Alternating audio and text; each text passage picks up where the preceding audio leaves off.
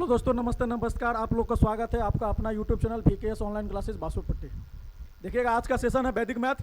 ठीक है, तो मेंसुरेशन का एक क्वेश्चन देख लीजिएगा। ठीक है, देखिएगा कैसे लगाते हैं। तो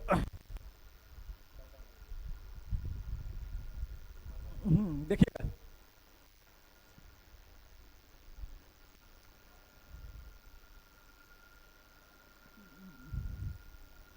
देखिएगा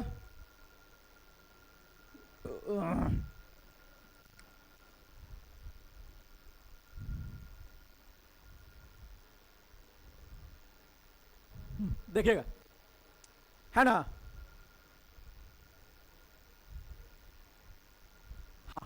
देखिएगा क्या करें, इसको ऑपरेशन कर दें। क्या करें, ऑपरेशन करें। देखिएगा, पहले इसको हम वैदिक बताते हैं। ठीक है, पहले इसको क्या करेंगे, वैदिक बताते हैं। देखिएगा क्या बोल रहा है।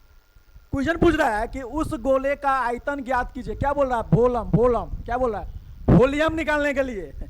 आयतन मतलब वॉल्यूम, आयतन वॉल्यूम, है ना, यही होता है ना। इंग्लिश में इसको बोला जाता है क्या, वॉल्यूम।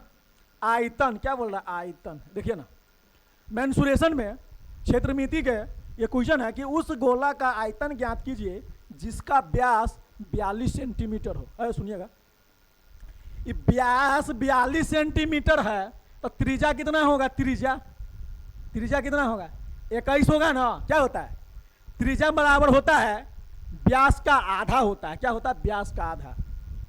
तो पहले हम क्या बताएंगे, वैदिक मेथड। क्या बताएंगे, वैदिक। सुनिएगा, देखिएगा, समझिएगा। ये क्या है, वैदिक। अगर क्वेश्चन 5 सेकंड में ना उड़े ना तो फिर आपसे मैथ नहीं बनने वाला है ना।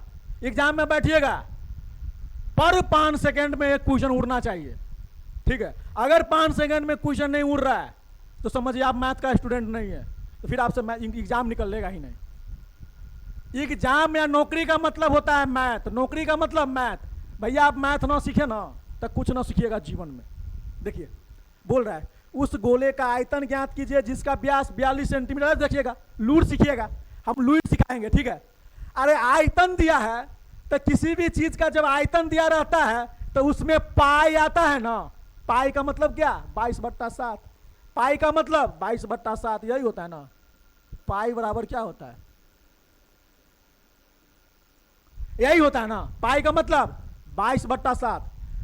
तो सुनिएगा, जब मेंसुरेशन का क्वेश्चन में क्षेत्रमिति का प्रश्न में अगर आयतन पूछे, आयतन, अगर उसमें पाई का मान आ जाए, क्या आ जाए, पाई का मान आ जाए ना, तब पाई में 22/7 होता है। पाई का मान 22 में 11 आएगा। अगर 22 का गुणनखंड करेंगे, क्या करेंगे, 22 का गुणनखंड करेंगे तो क्या करेंगे, 11 और 2 होगा ना इसका। 22 का गुणनखंड क्या होगा बताइए तो, 11 और 2 होगा ना। तो सुनिएगा, 11 का ऐसा कौन सा उत्तर है, 11 सा ऐसे कौन सा उत्तर है जो कट रहा है। जो उत्तर 11 से कट जाएगा ना वही इसका आंसर होगा, है ना। तब चेक कीजिए ना, चेक कीजिए। 11 से ये कटेगा, 11 दूना 22, बचा कितना, 1, 11, 3, 11 33, बच गया 7। ये क्या हुआ, ये गलत हो गया, 11 से भाग के गलत हो गया। फिर चेक कीजिए इसको, 11 का 11 बचा 2, 14, 11 का 11 बचा 3, 11 दूना 22 बचा 9, 96। 11 से 96 आएगा ही, ये भी गलत हो गया। लास्ट वाला देखिए क्या बोल रहा है, 4, 2, 1, 3, 7 को काटना है 11 से, तो किससे काटेंगे, 11 33 बचा कितना 9, 11 8 88 बचा 3, 11 33 बच गया 7 शेष। अरे 7 तो कटवे नहीं करेगा, ये भी गलत हो गया। तो 3 गलत तो चौथा अपने आप सही होगा। समझते हैं ना, 3 गलत है, चौथा अपने आप सही होगा। आप बोलिएगा कि सर चौथा अपने आप कैसे सही कर दिए, तो देखिए ना, 11 से इसको काट के देखिए, देखिएगा 11 33 बचा 5, 58, 11 5 55, 3 30, 11 दूना 22, कितना बचा, 30 में से 22 गया 8, 88, 11 8 88, टूट गया। वैदिक मेथड से तो लगा दिए, आंसर तो आपके आ गया सी। तो हम आपको सिखाए हैं तो हमको लगा होगा 10 से 12 सेकेंड।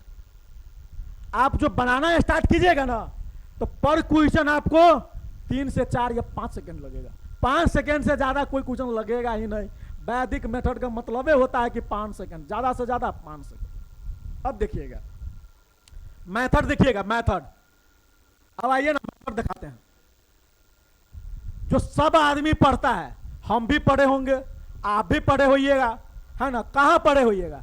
मैट्रिक में पढ़े होइएगा, मैट्रिक में पढ़े होइएगा। मैट्रिक में आता है ना गोला का आयतन, बेलन का आयतन, घन का आयतन, घनाभ का आयतन, यही होता है ना। तो आइए ना मेथड से ऑपरेशन करते हैं। इसको क्या करते हैं? ऑपरेशन करके आपको कैप्सूल खिलाएंगे, ऑपरेशन करके आपको कैप्सूल खिलाएंगे। तो सुनिए ना, गोला का आयतन क्या होता है? सुनिए तो, याद है आप लोग को? नहीं याद है तो हम याद करवाएंगे। क्या होता है गोला का आयतन? गोला का आयतन क्या होता है? सुनिए ना, गोला का आयतन जो होता है ना, गोला का आयतन, गोला का आयतन होता है, गोला का आयतन, देखिए गोला का आयतन, सुनिएगा, गोला का आयतन जो होता है क्या होता है? देखिए गोला का आयतन होता है 4/3 पाई। अरे यही ना होता है गोला का आयतन? गोला का आयतन 4/3 पाई आर क्यू, है ना। तो देखिए ना 22 सेंटीमीटर क्या है? ये त्रिज्या पूछा है कि व्यास है? क्या है? क्या पूछा हुआ है? ये व्यास पूछा हुआ है। क्या पूछा है? व्यास पूछा हुआ है। तो सुनिए ना, व्यास पूछा है ना, तो आर बराबर कितना होता है? डी बराबर, अगर डी मतलब व्यास, डी मतलब क्या? व्यास, डी मतलब कितना दिया है? 42 सेंटीमीटर। कितना है? 42 सेंटीमीटर। तो आर बराबर क्या होगा? तो व्यास हमेशा ना, त्रिज्या बराबर जो होता है ना, व्यास हमेशा आधा होता है। किसका? त्रिज्या का। त्रिज्या जो होता है, त्रिज्या बराबर जो होता है व्यास का आधा हो जाएगा। त्रिज्या व्यास का आधा होता है। तो त्रिज्या बराबर क्या होगा? देखिएगा, त्रिज्या आर, त्रिज्या को क्या करते हैं? त्रिज्या को आर से सूचित करते हैं। त्रिज्या मतलब होता है रेडियस, है ना, सुनिएगा रेडियस, इसीलिए हम वहां पे आर लिख दिए। आर बराबर क्या होगा? इसका आधा हो जाएगा। तो 42 सेंटीमीटर है, 42 सेंटीमीटर, इसको आधा कर दीजिए, 2 से भाग कर दिया, है ना। बचा कितना? 21 सेंटीमीटर। आप लोग के सिखाने के लिए हम कलम चला रहे हैं। अगर हम सिखाते नहीं ना तो सीधे बिना कलम उठाए हुए हम लगा के चले जाते। तो 21 सेंटीमीटर क्या आया है? त्रिज्या आया है ना। तो देखिएगा 4/3 आ गया। पाई का मान कितना है? 22/7। कितना है पाई का मान? 22/7। आर के पावर में 3 है। कहने का मतलब यह हुआ कि आर जो होगा ना वो 3 बार लिखाएगा। आर कितना बार लिखाएगा? 3 बार। मतलब आर मतलब 3 बार, मतलब 21 लिखाएगा 3 बार। ठीक, अब आइएगा, गौर फरमाइएगा, सीधा काटा काटी कीजिएगा। देखिए ना, 7 में 3 से गुना करेंगे तो 21, तो 7 या 21। अब देखिए नीचे कोई कटने वाला है तो कितना होगा? 4 गुने 22 गुने 21 गुने, यही होगा ना। देखिएगा 22 चौक बराबर, 22 चौक कितना होगा? 88। 21 का स्क्वायर कितना होगा? 441। दुन्नू का गुना कीजिएगा ना, दुन्नू को गुना कीजिएगा तो करके देख लीजिएगा। 38,800, 38,800 क्या आएगा? 38,808, 38,808।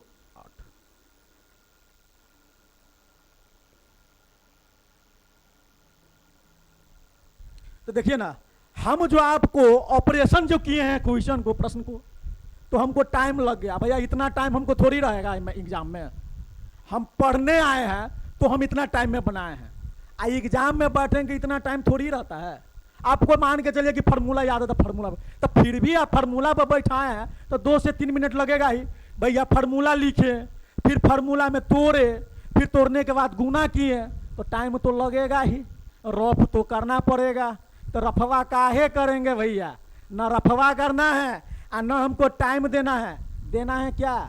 वैदिक मेथड। तो हम जो है ना वैदिक मेथड के नाम से प्रसिद्ध है। ठीक है, तो हम पढ़ाते हैं वैदिक मेथड। वैदिक मेथड पढ़िए, समय का अभाव से बचिए, एग्जाम को क्रैक कीजिए। नौकरी का मतलब होता है मैथ, नौकरी पाने का मतलब होता है मैथ। भैया मैथ पढ़िए, नौकरी पाइए, ठीक है। तो एक क्वेश्चन लेके आए थे, ठीक है।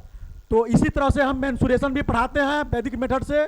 मेथड पढ़ना है, मेथड भी पढ़ाएंगे, ठीक है। और फार्मूला पर याद कीजिएगा, तो फार्मूला बाकी बात हम बताते हैं आप लोग को एगो चीज़। हम फार्मूला से ना हमको बड़ा रिश्ता नाता खराब है। हम फार्मूला याद करने वाला हमको माथा खराब होता रहता है। जो बच्चा फार्मूला याद करके आता है ना, हमको पित्त लहरता रहता है। हम कैसनो करके फार्मूला याद कर लिए हैं, है ना, मगर हमको फार्मूला से बढ़िया हमको वैदिक मेथड चिकन लगता है। आप लोग भी आइए ना फाउंडेशन पढ़ने, आप लोग को भी पढ़ाएंगे वैदिक मेथड, है ना। तो यहाँ पे हम थोड़ा थोड़ा हम सिखाते हैं, दूध पिलाने की कोशिश करते हैं। जब बच्चा दूध पी लेता है ना, तो चावल खाना स्टार्ट कर देता है ना। तो यही है, चटमंगनी पटगौना करते हैं हम यहाँ पे, प्रश्न को चटमंगनी पटगौना। जिस तरह से पंडित जी एक शादी करवाता है तो क्या करता है, देखिए ना, शादी में जाइएगा आप लोग किसी को बराती में, तो कितना बजे तक, 2 बजे तक गाँव में घूमता है। 1 घंटा क्या लगेगा, 1 घंटा वहाँ पे सोमवार होगा, गुड़ लगाई होगा। अब तब हाली हाली क्या करेगा, हो स्टार्ट कीजिए विवाह। अब विवाह में क्या करेगा, पंडित जी को बैठाएगा, है ना। अब मंत्र इतना स्पीड में पढ़ेगा कि 1 घंटा के शादी 15 मिनट में करवा देता है। तो वहाँ पे क्या काम करता है, वैदिक मेथड। प्रश्न भी वहाँ पे होता है, क्या करता है पंडित जी, मेथड से नहीं जाता है, सीधा वैदिक मेथड स्टार्ट करता है ना। तो आइए आप लोग भी फाउंडेशन पढ़ने, फाउंडेशन में भी सिखाएंगे हम वैदिक मेथड कैसे लगता है। ये तो एक क्वेश्चन पढ़ाए हैं, ऐसा ऐसा बढ़िया बढ़िया क्वेश्चन है। पृष्ठ क्षेत्रफल है, आयतन है, ठीक है। इसमें आपको निर्देशांक ज्यामिति भी पढ़ाएंगे, एलसीएम एचसीएफ भी पढ़ाएंगे, है ना। बेसिक मैथ भी पढ़ाएंगे। बेसिक मैथ में भी आपको प्रश्न देखिए, आंसर मारिए, ठीक है। निर्देशांक ज्यामिति भी पढ़ाएंगे, डीआई भी पढ़ाएंगे। इसके बाद आपको सबसे हार्ड होता है मैथ में क्या, बच्चा को क्या होता है, त्रिकोणमिति होता है ना। उसमें साइन थीटा कोस थीटा याद करने में बड़ा दिक्कत होता है। तो आइए ना मेरे पास, आपको साइन थीटा कोस थीटा याद कराने में हमसे सीखिएगा साइन थीटा कोस थीटा कैसे याद करवाते हैं। फार्मूला न रटवाएंगे न लिखवाएंगे, हम क्या करेंगे यहाँ पे आपको बोर्ड पे ही हम त्रिकोणमिति सिखाएंगे। घर पे त्रिकोणमिति नहीं सीखना है, ना रिवीजन करना है, हम यहाँ पे सिखाएंगे। मेरा 1 घंटा के क्लास कीजिए, घर पे बैठ के 1 घंटा अपने से पढ़िए, सर क्या बताए हैं। रिवीजन नहीं कीजिए, रिवीजन नहीं, हम जो बताएं उतने पढ़िए, उतने सिर्फ पढ़ लीजिए, सर कैसे कैसे बताए हैं, सिर्फ वही चीज़ याद रखिए। इसके अलावा कोई बुक नहीं लेना है, ना किसी भी राइटर को न छूना है। मेरा जो पढ़ाया हुआ जो नोट्स है वो नोट्स पढ़िए और दनादन सेट मारिए, देखिए क्वेश्चन लगेगा और लगाइए, आगे बढ़िए। तो चलिए आज का सेशन यहीं पर समाप्त करते हैं, ठीक है। तो मन लगा के पढ़िए, ठीक है। चलो यहीं पर सेशन समाप्त करते हैं। जय हिंद, जय भारत।